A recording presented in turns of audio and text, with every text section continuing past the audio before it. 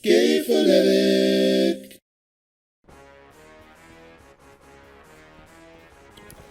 Hey, what's good with y'all, man? It's your boy Tick, aka Game Fanatic, Michael Jordan, the gamer. You already know who I am. It's just I've been gone for a minute, but I am back.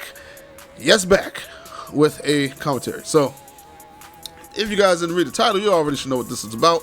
This is about the Call of Duty closed and open beta review of Black Ops 4. I almost said the Black Ops 4. You like how I saved that though, right?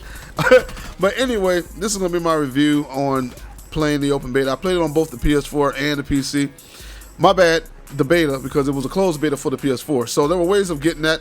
It was about, it wasn't last week, but the week before, they dropped a closed beta for the PS4. And I guess the Xbox possibly, I'm not sure. But where you, I think it was PS4 only. The way you got the closed beta was you either had to pre-order the game, or if you were a Comcast customer like I am, I almost said was, I'm still a Comcast customer, you could go to Comcast and tell them you want a PS4 code and they will send it to you. So that's how I got my code.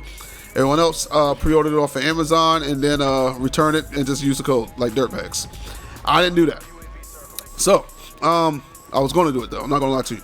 But I played it on the PS4 first, and it was cool on the PS4. I'm not going to sit there and say it was bad. I mean, obviously, there was a little bit of slowdown. The graphics weren't as tight as the PC version, but it was just trying to get used to the controller was the hardest part for me, because I'm just used to playing on the PC now, and I didn't have a PS3. I had an Xbox 360 back when I used to play the Call of Duties back then. So getting used to the PS4 controller, it just took some time. But after a while, I started getting the hang of it, and I was doing pretty good. So it was pretty good on the PS4. Plus, I had the HDR on there. You know, I got an HDR television, so, you know, I could use that feature, which is pretty decent. Now, with that being said, when the open beta came out for the PC is definitely where I prefer to play it. Yes, sir. Yes, sir. This is the first Call of Duty in a while that didn't feel like a broken port that they just threw over to the PC side. The normal ones we've gotten, you know, Black Ops 3, Advanced Warfare. I never played Infinite Warfare on the PC, so I couldn't tell you how that one ran. But I would tell you those other ones had horrible mouse acceleration, so it was pretty hard to play on the PC with mouse and keyboard. Now, what is mouse acceleration? So what it was the mouse wasn't one-to-one. So, for instance, it was kind of delayed. So if you would move your mouse, it was like late by a few milliseconds before it would actually move. And on those kind of games where it was faster paced, you had jetpacks and wall running, it made the game pretty difficult to play. I think World War II was pretty good. If I remember playing that, I didn't really have any problems. It felt pretty much just like this. But the other games, you could definitely tell there were some mouse problems. But the gameplay you're watching here is actually on the PC, and it was one-to-one movement. It felt smooth. It felt clean. The graphics were pretty good. They're not the greatest graphics. I mean, it's Call of Duty. They don't give you like Battlefield super awe and amazing graphics, but it looked slightly better than the PS4. But it played so smooth and clean that this was so preferred. I mean, it felt so good that even people that don't like Call of Duty, who never really would give Call of Duty a time of day, aka Broken Games, was having a ball in this game. He even saying this is a day one purchase for him, and that surprised me. Like, he's like, yo, the PC version made me want to buy the game. I'm probably going to buy it day one. We were even bored yesterday because the open beta closed, and we were like, yeah, it's pretty boring without playing Call of Duty at this moment. So, yeah, it felt really nice, man. So definitely looking forward to getting this. I'm not saying if it's a day one yet, but it might be. It might be. I'm not going to lie to you. It might be. But I got some negatives too. There are some negatives about the game that I don't like, but these are some nitpicks, I'll say. So the game speed. The game speed, I don't know. It seems like every iteration of Call of Duty, they just increase the speed more and more. Even without jetpacks and wall running and all the crazy technical advancements, because I think this is a prequel to Call of Duty Black Ops 3. And the reason I say that is because if you look at people like, you know, what's his name? I can't remember his name, but he's the black guy who's a sniper. He actually looks like a human on this game, but on Black Ops 3, he's more robotic. He almost looks like an android. He has like robotic parts to him and stuff. Prophet, that's his name. Like, he looks like that. So I'm guessing this is the prequel before they got all the, you know, the wall running abilities and the jetpacks and stuff like that.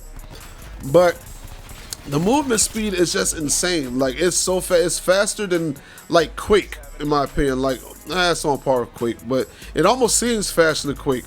Like I don't understand if they're not trying to make this a shooter anymore. This like a World War II or military shooter anymore. I think they're more going towards a fast twitch shooter now, like an arena shooter. It feels more like an arena shooter than a military shooter nowadays.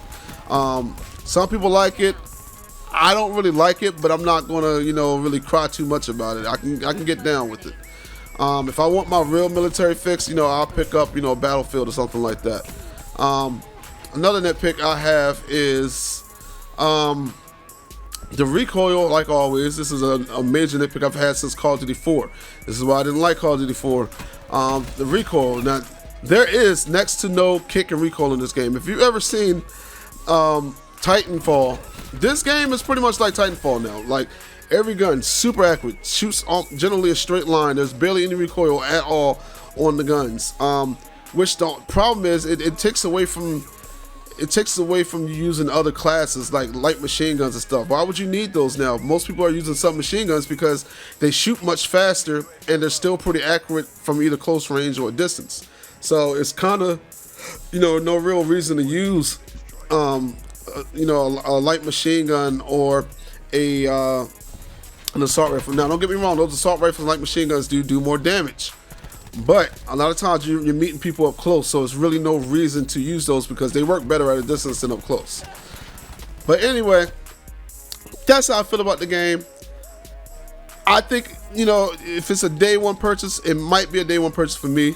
I'm probably gonna buy it day one. I'm not gonna lie. I'm probably gonna look for a discount though. I'd rather get it for less than $60. But if I can't find one, I'm probably just gonna buy it for $60. I'm not gonna lie.